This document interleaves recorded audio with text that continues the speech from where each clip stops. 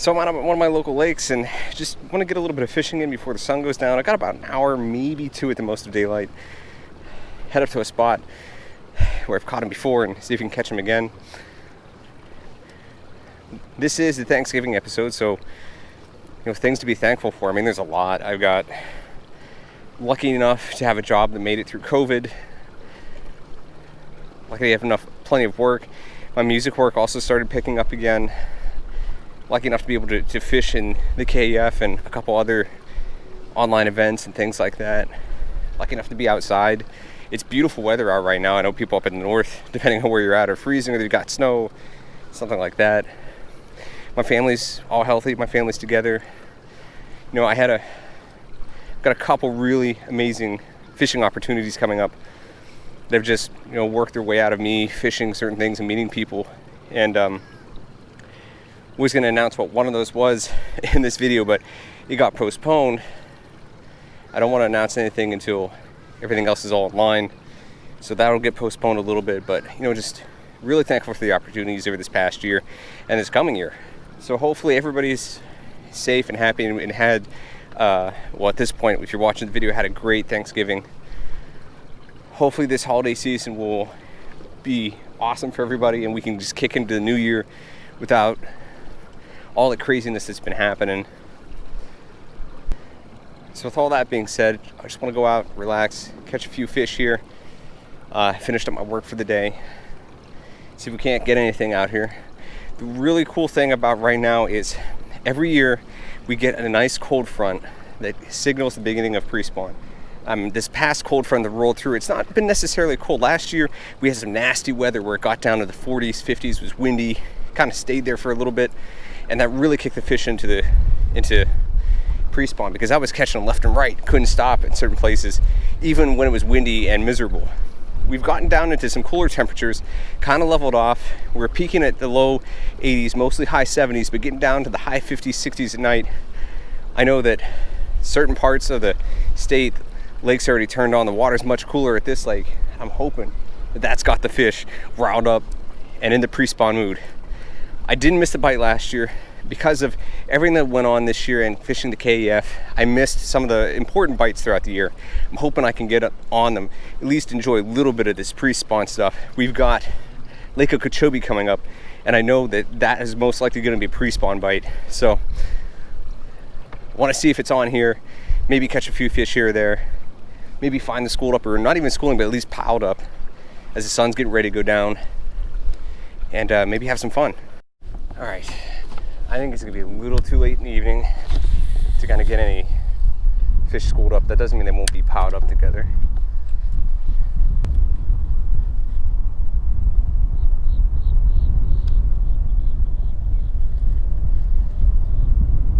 Just like grass. Yeah. These conditions are really prime. I like, especially on this specific lake, I like working a fluke when it's kind of windy like this, and a lot of the hydrilla submerged. I'm sitting over top of hydrilla right now. I know that I think they harvested some of it out of here, but it's still down there about 2 foot off the bottom, and this is a perfect time to kind of work a fluke right over that submerged hydrilla and watch the fish come up out of there and just slam it.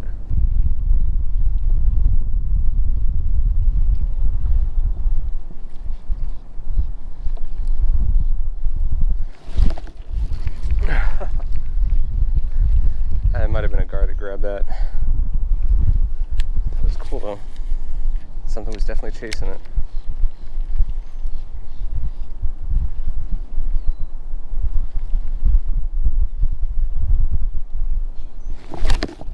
There we go. That's a little guy.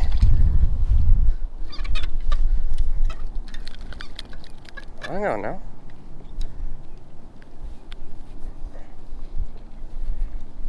Chunky though. So this part of the lake used to be a lot of hydrilla, and I think they cut it down.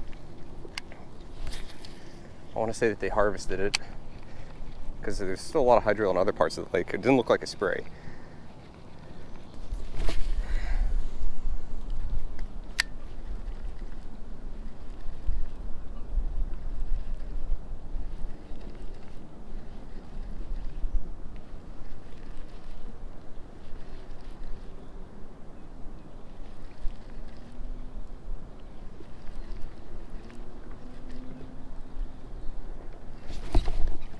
there's one.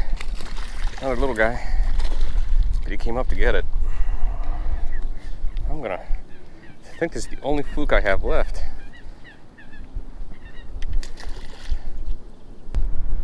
Turning in is the way I don't want to.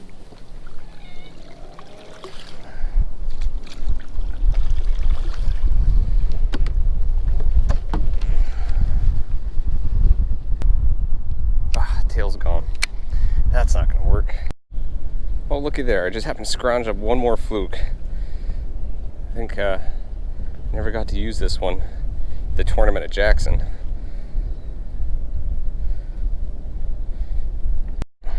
What I found is each lake that I fished, everyone has a certain set of baits that work really, really well. This lake in particular, you know, flukes, dragging worms. I've caught a couple on spinnerbait depending on the condition. Like now would be a great time for a spinnerbait, and one or two on whopper plopper, mostly on flukes and worms. He missed it. He missed it completely. I bet I could throw on a whopper plopper right now. Places like Fellsmere, you know, whopper plopper, worm, swim bait. Other places, they only want like Kitech swim baits or wacky rig worms. You know, that's just the way it is. It matches whatever the forage is there, and you know. All right, I've had two come up and try to take the fluke right off the top of the surface. So let's see if we can't get a topwater bite. We'll try that. We'll try it. I mean, I won't say no to one. I'll just keep plugging it hard. One that missed it, I'm pretty sure is kind of small, but let's see if it comes back and grabs that Senko. Let's work this edge up here. See if we can get the fluke doing some work.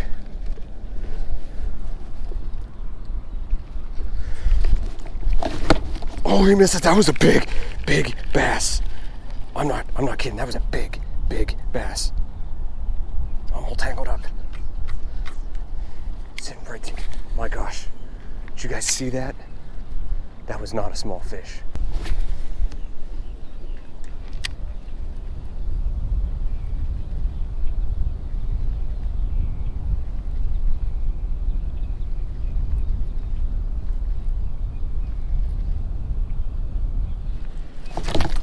I broke off. Well, it wasn't on camera, but I broke off. Not really sure what it was. I'm pretty sure it was a gar though, the way that it hit, and as soon as it set the hook, it just snapped.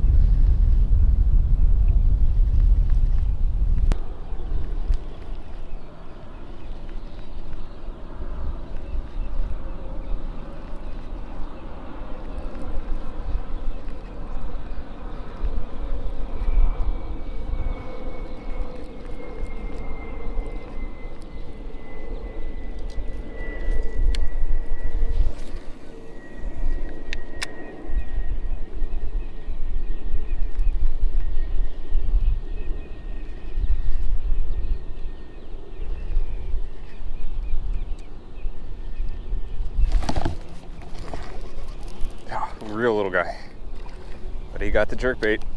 Got all three hooks in him too. Oh man.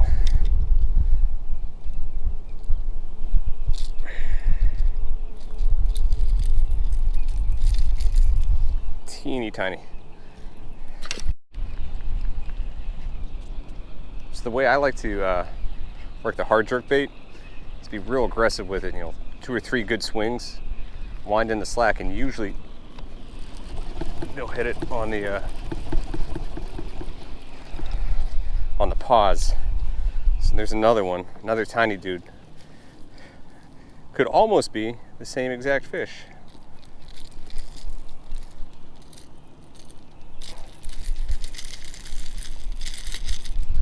%90 of the time they'll hit it on that pause when you're winding in. You got to make sure you have, if you're going to do this, I found it's best to have really sharp hooks. Because when you're winding in that slack, they don't have any tension on them. So they need to hook themselves initially, and then you can work on them from there once you feel that pressure, and then set the hook and wind in. So what I want to spend the last little bit of daylight I have left doing is just going back down where I came up and Throwing this Senko up against the reeds here. See if I can get anything to come out.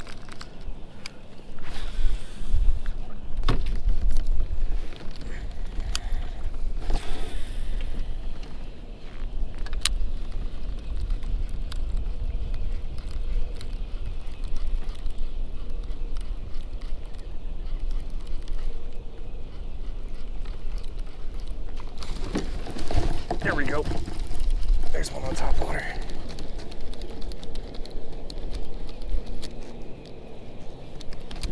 He's not, I don't think he's a monster, but he feels good. He's probably the biggest fish of the day right here.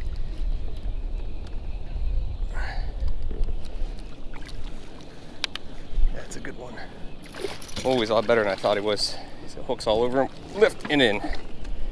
That might have been the one that missed it earlier. Again, not a monster, but that's a good fish. Healthy one too, nice and heavy. Ouch. Oh, I know these hooks are good. Beautiful fish. All right, big boy. Thank you.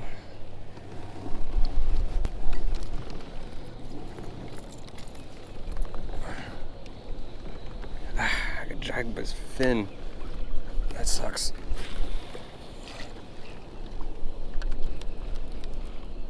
That was the exact same place, or almost the exact same place where I missed that one whiffed on the fluke. So that might have been him. He just made a bigger splash going after that fluke than he did going after this whopper plopper. Figured the conditions are just about right at this point to start throwing top water. It's there's another one. Oh, this feels like a better one.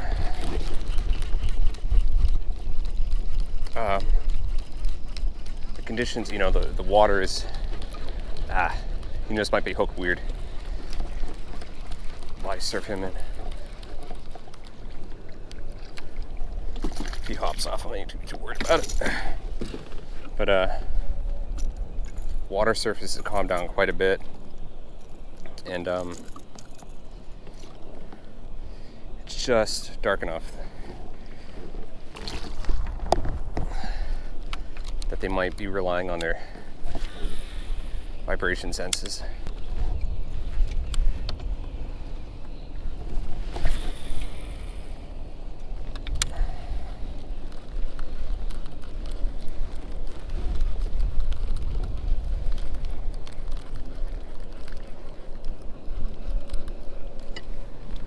It's been a couple months since I've had like a good topwater bite, so I want to milk this for all I can. I probably really have about 5 minutes left of usable length. Oh my gosh! He's pulling drag left and right. That's a big fish. Let's let him pull, let him play himself out. I didn't know I had about a foot of line out when he grabbed that. Oh my gosh. Hang on, big girl, where are you at? Just play yourself out.